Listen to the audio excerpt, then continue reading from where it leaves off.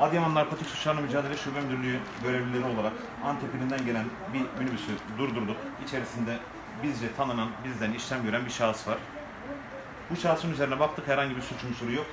Aracın arka kısmında şu poşeti gördük. Şahıs tedirgin hareketler sergileyince poşetin kime ait olduğunu sorduk. Yolculardan kimse poşete sahip çıkmadı. Bu poşet boşta kaldı. Biz de bu poşeti aldık. Poşeti inceliyoruz. Poşetin içinde şöyle bir elektronik cihaz ve şöyle bir modem elimize geldi.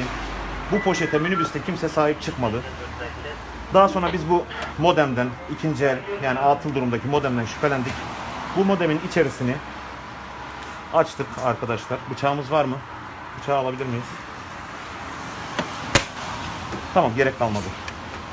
Bu eski atıl durumdaki modemi açtığımızda arkadaşlar şöyle göstereyim. İçerisinden, modemin içerisine gizlenmiş jelatine sarılı bir madde gördük arkadaşlar. Bu modeme aracın bağcında hiçbir yolcu sahip çıkmadı. Biz de bu modemden şüphelendik. Şimdi bakalım bu modemin içerisine gizlenmiş jelatinden ne çıkacak arkadaşlar. Şöyle bakıyoruz. Evet arkadaşlar, uyuşturucu maddelerden metamfetamin maddesi, ateş buz diye